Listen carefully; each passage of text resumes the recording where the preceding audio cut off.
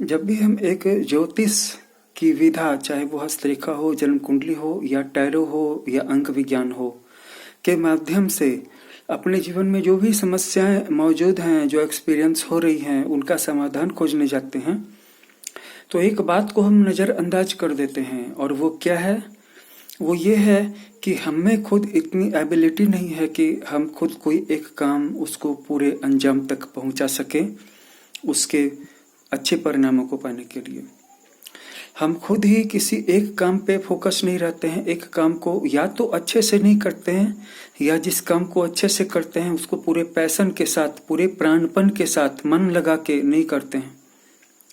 क्योंकि हम दो तरह की रियलिटीज में जी रहे हैं। ये प्रयोग बहुत बार किया जा चुका है, करके दिखा जा चुका है। खास करके बच्चे, जैसे जो बच्चे इस दुनिया में रहते हैं और इस दुनिया की समस्याओं से जूझते हैं, जैसे पढ़ाई में ज़्यादा नंबर लाना है, संभवतः उनके पेरेंट्स पूरी तरह से वेल टू डू नहीं हैं। अब इस कंडीशन में वो इस दुनिया में रहेगा, इस परिवार का हिस्सा रहेगा, तो वो समझेगा और गार्जियंस के लिए कोई समस्याएं क्रिएट नहीं करेगा। लेकिन अगर गार्जियन खुद गरीबी में रह करके उस बच्चे को सभी तरह की सुविधाएं दे दे घर में, और पढ़ाई लिखाई के अलावा छूट देने की जो करना है करो, तो ऐसा बच्चा आमतौर पे क्या करेगा? बहुत ज़्यादा आउटडोरिंग करेगा, बाहर में दोस्तों के साथ रहेगा, खर्च करेगा, घूमेगा फिरेगा, खाएगा पिएगा, अच्छी बुरी सभी आदतें लगा लेगा। फिर बाहर की अपनी रंगीन मिजाजी वाली दुनिया से जब वह लौट करके आएगा, मतलब कि जब वह अपने दोस्तों के बीच से लौट करके घर में आएगा और यहाँ की दुनिया को बासी पाएगा, बोरिंग पाएगा, इसमें उसको ब्राइटनेस नज़र नहीं आएगी, फीकापन नज़र नहीं आएगा, और वो फिर बाहर जाएगा। कुछ छोटे बच्चों की बात ले लें, जिनके गार्जियन गलती से उनको स्मार्टफोन थमा देते हैं और छीन लेते हैं, तो रोने लगता है, ज़्यादा रोने लगता है तो देना पड़ जाता है। तो ऐसे बच्चे अपनी खा पी करके पूरी एनर्जी जितनी भी है वो मोबाइल फ़ोन में झोंक देंगे। छोटे से छोटे बच्चे, चाहे वो 1.5 साल के बच्चे हों, चाहे 13 साल के बच्चे हों, झोंक देंगे।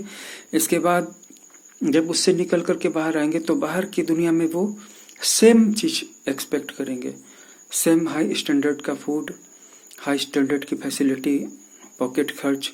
और जब वो नहीं मिलेगा काफ़ी कुनमुनाएंगे, काफ़ी रोएंगे, ज़रूरत पड़ेगी तो अपने पेरेंट्स से लड़ाई करेंगे, बकझक करेंगे, रोने लगेंगे। ऐसा क्यों हुआ? वहाँ पे क्या हो रहा था?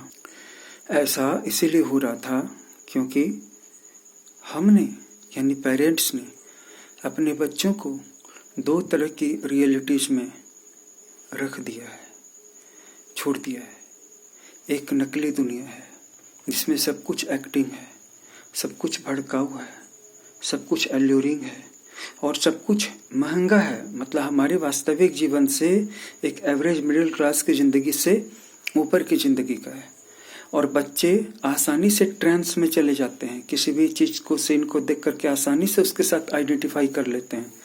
फिर जब वो आते हैं तो सेम जो कुछ भी वहाँ उन्होंने देखा था कि चीज़ें आसानी से पूरी हो जाती हैं, हीरो आसानी से विलेन को पीट देता है, 5 स्टार होटल में भी ले जाता है, अपनी प्रेमिका को जो भी चाहे खिला देता है, बड़ी से बड़ी महंगी कारों में घूमता है। और जब यहाँ पे देखता है कि अरे उसके घर में तो फूड बिल्कुल साधारण है, तब वह उस फूड की डिमांड करता है जो उसके दिमाग में थी। अपने बच्चों को जब भी आप स्मार्टफोन दे देंगे और ये नहीं देखेंगे कि वो क्या देख रहे हैं, तो यही होगा, आप उनको दो रियलिटीज में एडजस्ट कर रहे हैं और यहाँ की रियलिटी में वो रिवोल्ट कर जाएंगे। राहु यही करता है। और राहु जब भी किसी की जन्म कुंडली में किसी जिम्मेवारी वाले स्थान पे बैठ गया हो, और राहु जब हम अपनी इस वास्तविक जिंदगी में जो भी हमारी रियलिटी है, अगर हम एक प्रधानमंत्री के घर में जन्मे हैं, प्रधानमंत्री के बेटे या बेटियां हैं, हमारे लिए वही रियलिटी है। अगर हम एक क्लर्क के घर में जन्मे हैं तो वही हमारी रियलिटी है। इस कंडीशन में राहु हमें हमारी रियलिटी से एडजस्ट नहीं करने देता है। अगर राहु एक प्रधानमंत्री की भी कुंडली में है तो वह उनको भी यही डाउन करवाएगा, फीलिंग करवाएगा कि वो अपने देश में इतना पावरफुल नहीं है जितना फलाने देश का राष्ट्रपति अपने देश में पावरफुल है। फिर वह बार बार उस फीलिंग को पाने के लिए उस देश में जाएगा उस देश के राष्ट्रपति की प्रशंसा करेगा ताकि बदले में उसको भी वाहवाही मिल सके, और ऐसा माहौल क्रिएट कर लेगा, भले ही उसको 2-4 अरब खर्च करने पड़े तो खर्च करने पड़े, ताकि जहां भी जाए वाहवाही हो और वह और ज़्यादा बेटर फील कर पाए, और ज़्यादा पावरफुल फील कर पाए। लेकिन हकीकत की बात यह है कि उसके अपने देश की जनता और उनकी समस्याएं, जैसे कहीं पे बाढ़ आ गया, कहीं पे लैंडस्लाइड हो गया, कहीं पे बेरोजगारी है, कहीं पे सब्जियां महंगी हो गई हैं, कहीं सब्जी बेचने वाले का ठेला खाली है, तो ये सारी जो रियलिटीज है वो उसको काटने के लिए दौड़ेगी, क्योंकि वह अब खुद को 2 रियलिटीज में रखता है और राहु यही काम करवाता है। लेकिन अगर हम सिर्फ एक काम करें और उस काम के अलावा कोई भी मेंटल फूड, मेंटल मोटिवेशन या मेंटल इंस्टिगेशन किसी भी दूसरे तरह के सब्जेक्ट के वीडियोज से या ऑडियोज से या मूवीज से न लें, तो हम बहुत जल्दी मजबूत हो जाएंगे। लोग चाहते हैं कि हम ऊपर उठ जाएं, लेकिन कोई भी मजबूत होना नहीं चाहता है अपनी जगह पे। आप बहुत ऊपर भी उठ गए लेकिन फिर धड़ाम से नीचे भी गिर गए, और आज जहाँ थे उससे भी नीचे आ गए। लोग यही तो कर रहे हैं। एक व्यक्ति प्रधानमंत्री बनता है और बाद में अपने दल का भी प्रेसिडेंट नहीं रह जाता है, अपने दल का भी संसदीय लीडर नहीं रह जाता है, और अपनी ही पार्टी के लोग उसको दरकिनार कर देते हैं। तो ये ऊपर उठना भी कोई उठना था? आज मैं कोई उपलब्धि हासिल कर लूं और कल वो उपलब्धि मुझसे छिन जाए, क्या मैं उसको उपलब्धि कह सकूंगा? ये उपलब्धि भी कोई उपलब्धि है? मुझसे जो कोई चीज न छीनी जा सके, न ली जा सके, तो मैं उसके लिए काम करूं, और इसके लिए मुझे एक विषय पे काम करना होगा। और जब भी हम असफल होते हैं तो अपनी जन्म कुंडली के ग्रहों में आंसर तलाशते हैं, हस्तरेखा में तलाशते हैं, कि शायद हमें ये पता चल जाए कि हमारी जो स्थिति खराब है क्यों खराब हुई है, गरीबी क्यों आई है, अनएम्प्लॉयमेंट क्यों आई है, जॉब क्यों छूटी है। लेकिन सच्चाई ये है कि हमने किसी एक फील्ड में, एक स्कोप में अपनी पूरी स्किल को कंसंट्रेट करके इन्वेस्ट नहीं किया। हम एक फील्ड में फोकस कर ही नहीं सकते थे, आज भी नहीं कर सकते, कल भी नहीं कर सकेंगे।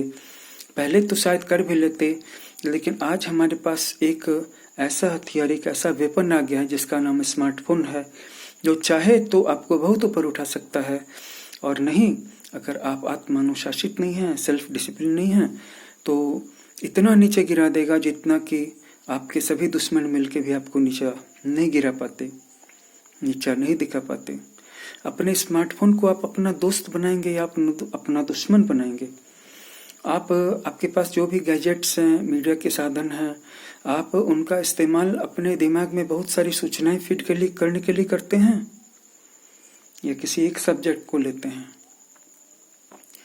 तो अगर एक विषय पे फोकस्ड हो जाएं, तब जन्म कुंडली आपकी बहुत मदद कर सकती है। लेकिन अगर आप किसी एक चीज के बारे में पूरा नहीं जानते हैं, टीचर हैं तो पूरे टीचर नहीं हैं, इंजीनियर हैं तो पूरे इंजीनियर नहीं हैं, डॉक्टर भी हैं तो पूरे डॉक्टर नहीं, हर चीज आधा आधा करते हैं, आर्किटेक्ट हैं तो आधा हैं, राजमिस्त्री हैं तो आधा हैं, बिजली के मिस्त्री हैं तो आधा हैं, किसानी भी करते हैं तो आधा एग्रीकल्चर जानते हैं, स्टूडेंट हैं तो किसी भी सब्जेक्ट को पूरा नहीं जानते हैं, और नौकरी करते हैं तो किसी भी नौकरी में टिक नहीं पाते हैं, क्योंकि आपके अंदर में ये बात है ही नहीं। आपका सॉफ्टवेयर इस तरह से डेवलप्ड ही नहीं हुआ है, माइंड का सॉफ्टवेयर, कि आपको किसी एक चीज में टिकना भी आता हो।